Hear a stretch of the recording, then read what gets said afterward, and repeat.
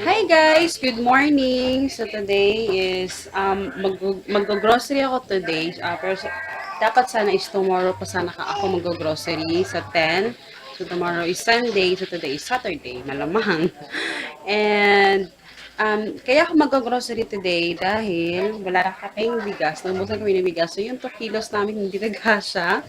So depende din talaga sa ulam.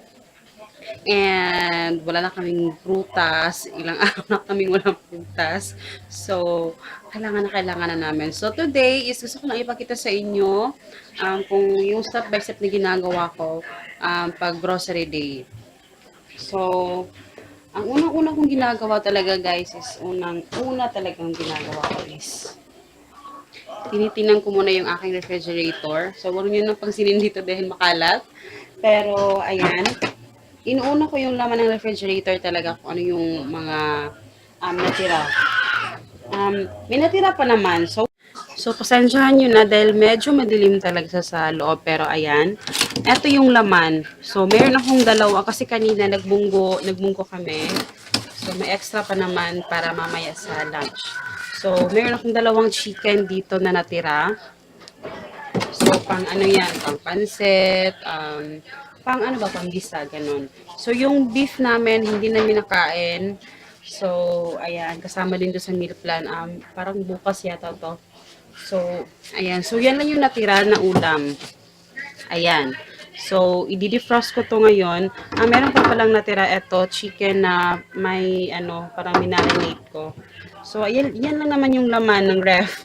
So, eto naman mapait na ano na ito yung nabili ko sa Pure Gold. Mapait siya guys, hindi ko siya nakain. So, eto yung dala ng mother-in-law ko. Hindi ko pa na ano, pero lulutuin ko to. Ang palaya. So, ayan. At dito naman, na-arrange ko na rin siya finally kasi ito yung mga dala ng lolo ng anak ko.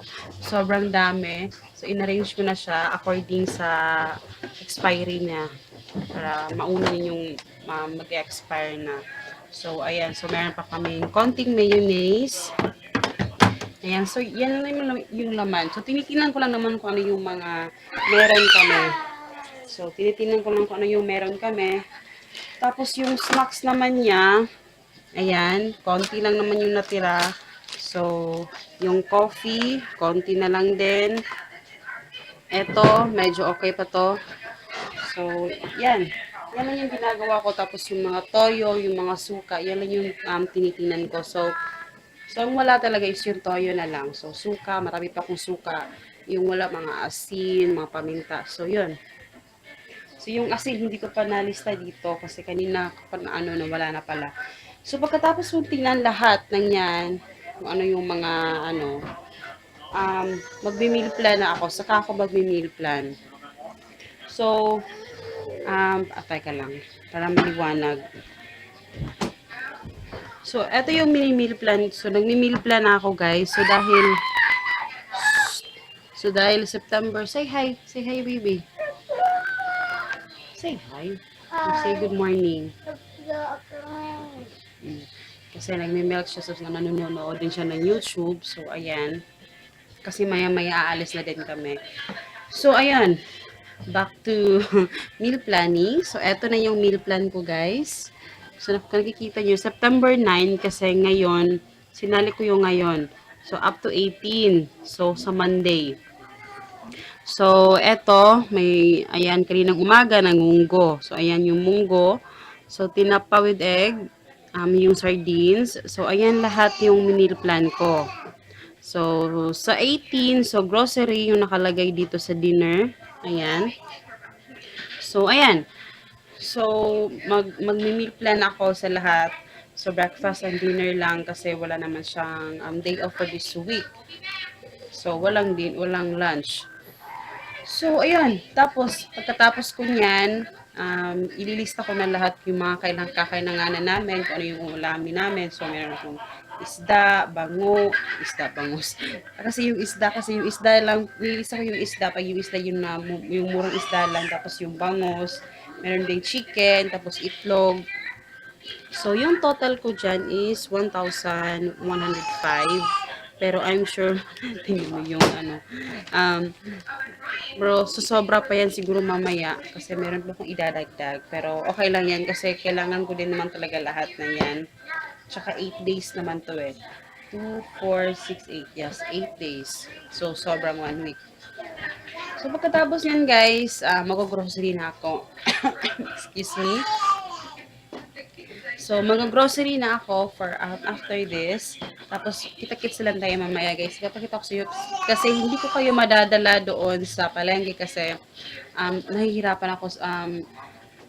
Hindi ako mangangako, guys, pero itatry ko sa soon na makakapag-vlog ako talaga dun sa gusto ko kasi kasama si Papa kasi pag wala si Papa nahihirapan ako kasi dadala ko si Hagrid talaga so baka mawala siya doon pag namimili ako tapos nagkahawak pa ako ng phone so mahihirapan ako talaga so yun so kita-kits lang tayo mamaya guys ipakita ko na lang sa inyo kung ano yung mga nabili ko okay. Hi guys so nakarating na kami sa bahay. Actually, pinatulog ko muna si Hagrid. Tapos, kanina, matagal kami nakauwi, mga almost 1 na, so gutom na gutom na kami. So, dito na kami nag-lunch sa bahay kasi may natira pa kasi, marami pa kasing kanin at saka ulam, yung munggo kaninang umaga. Kaya, kailangan dito kami kumain. So, yan. So, kanina is, 500 na yung, yeah, hindi mabot ng 500 yung ginastos ko. May sobrang 50 pesos kasi sa Gisano kasi ako ano kanina namili. So, pasensya na sa dami. Kasi kanina doon kami sa Gisano kasi bumili kasi kami ng toys ni Hagrid kasi na binili ko siya ng toys. So, nag-budget ko sa kanya ng 500 pesos. Pero, pumunta naman ako sa palengke pero hindi ako namili doon. Siguro mamaya na lang kasi babalik pa kami, aalis pa kami mamaya guys. Kasi marami kami lalakarin ni Papa. So, mamaya maagang uuwi si Papa. So, yun. So, today, ipapakita ko lang kung ano yung mga nabili ko. So, galing ako sa Gaisano, doon ako namili. So, eto mga total, ito mga ano, akong binayaran kanina, mga nasa may sukli ako 50 pesos sa akin 500. So, yung mga gulay ko, bumili ako ng Chinese kangkong, 15 pesos. Medyo mahal talaga doon. Pero, doon na lang ako namili kasi mamaya, meron kasi kami importanteng ano ni Papa. I-chika ko na lang sa inyo sa susunod guys kapag okay na. So, meron kami mga pinagkakabala ni Papa ngayon. So, yun. So, kaya namili na lang ako doon sa, kasi kasama ko kasi si Hagrid, so nahihirapan ako mag-ano. So, mga hindi ko lang nabili yung mga, hingin ng aso. So, ang hindi ko lang nabili talaga yung mga onion, yung mga ginger, ganon. Siguro doon na lang sa ano. Pero, eto, binili ko na lang kasi mamaya, hapon na kasi iuwi si Papa para diretso na kami sa lakad namin. So, ayun. So, nabili lang ako ng mga, gulay-gulay. Gulay ng aso. So, eto, native pet chai. 1780 pesos. Ayan. Ang budget ko sa sitaw, guys, is... Ako na isang sitaw. Wala na isang sitaw. Dalawang sitaw yung binili ko. So, eto, 13.75. So, kasi yung budget ko sa sitaw is 30 pesos. So, kasi may pinakbit ako dalawa, tapos isang sitaw na plain lang. So, eto, bumili din ako ng kalabasa. Yan, 12 pesos. 12 and 5 cents. So, ayan. So, tapos, bumili din ako ng saging. Yung saging naman talaga, hindi nagkakalayo yung price niya sa palengke at saka sa may konting difference lang talaga. So, ang per kilo nito is 37 pesos. So, yan yung nabayaran ko, 58.70. So, ayan. So, mas gusto ko kasi yung ganitong saging kasi mas masarap siya, mas iba din yung lasa niya. Pero kung walang budget, okay na yung saging na saging na yun, yung maliliit, yun, mas mura yun. Pero, eto, bibili ako ng apple. So, eto is 73.65. Ayan. Tapos, bumili na rin ako ng maliit. 45. 45.75. So, ayan. Bali, total of 2, 4, 6, 8, 10. 10 pieces of apples. So, ayan. Kasi, masusuko yung apple. Kasi nabubusog ako sa apple. Tapos, eto naman, eto yung mga junk foods. Pero hindi akin to.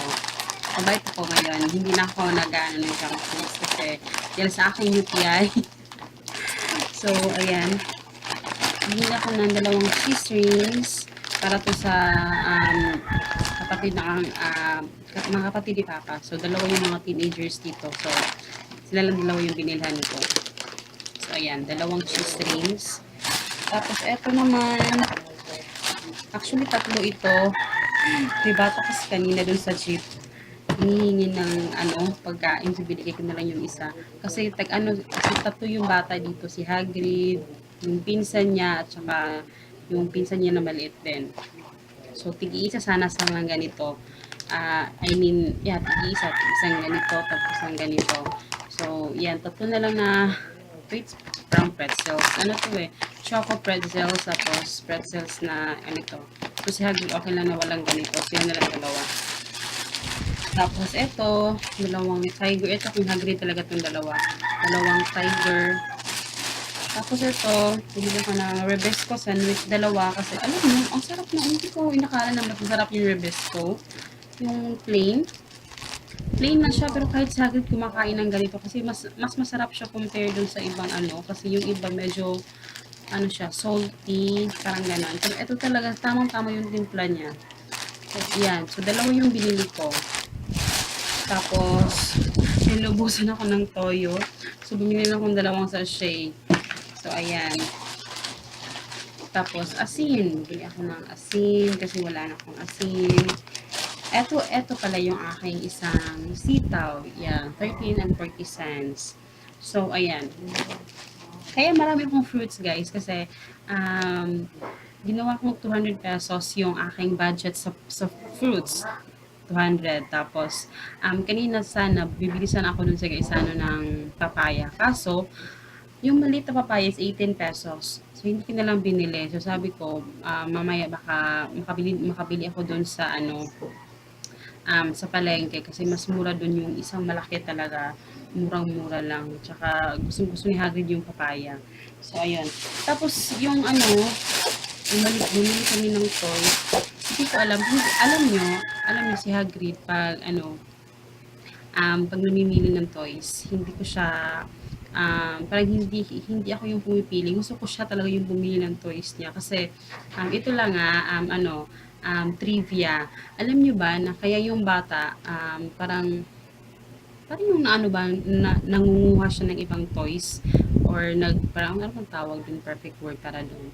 Parang pag may bata, for example yung bata, kasi yung kalaro niya may toys, parang kinukuha niya, parang ganun. Ang cause kasi daw doon kasi kaya daw ganun yung bata kasi um, tayo daw mga mga mommies, tayo daw hindi natin binibigyan ng chance yung anak natin na pumili ng toys nila. So, usually daw, pag ganyan, tayo yung bumibili ng toys sa kanila, parang tayo yung nasusunod kung ano yung bibili natin na toys. Parang wala siyang freedom na mamili. Kaya daw ganun yung bata. So, sa akin, si Hagrid talaga, parang nakasanayan ko naman din talaga kahit noon pa na siya talaga yung pinapipili ko at nalaman ko na maganda pala yon. So, kaya pinapatuloy ko na din. So, eto, kanina, hindi ko alam, iba-iba kasi yung gusto niya, parang nalilito siya kanina kung ano yung mga gusto niya, pero eto talaga, gustong gusto niya. So, talaga yung, kahit mabigat, talaga, bit talaga niya kanina. So, eto, ito malaki na to. Ano lang to guys, sa isa, 182 pesos. So, eto yung gusto ko. Sobrang tibay nito. Meron siyang ganito noon, pero maliit. Yung niya, sobrang tibay. So, yan, nagustuhan niya. Hindi ko alam kung bakit gusto nito kanina. So, hindi niya talaga niya binitawan. So, ayan. So, tapos, eto pa,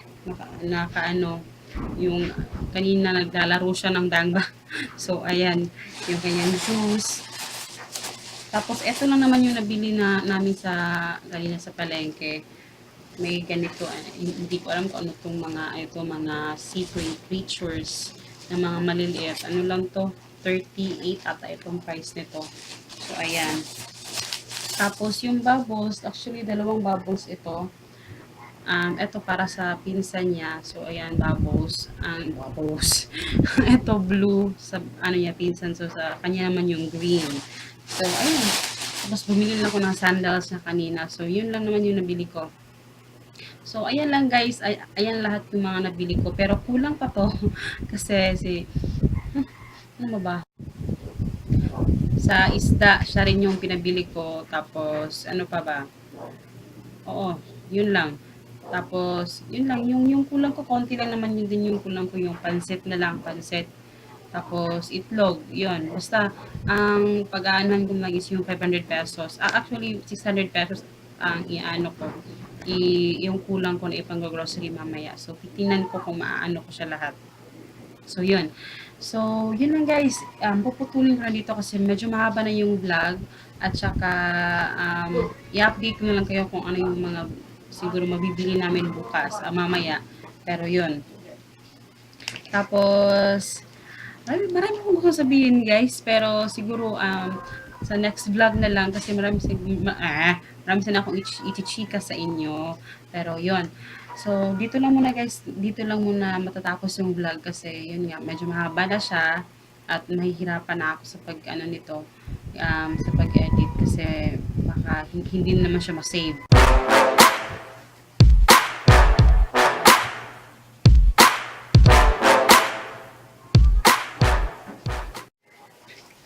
So, nakita nyo naman siguro guys, eto lang lahat yung mga nabili ko. Tapos, yun na lahat sa to. So, gusto ko na magbabay sa inyo dahil medyo maingay na. So, parang nakakaano sa tenga. At yun. So, I hope you guys enjoy and please do follow me sa aking Facebook at sa aking Instagram, Our Family Budget. Nakalagay yung link sa description box. And please don't forget to subscribe and see you in my next video guys. Bye-bye!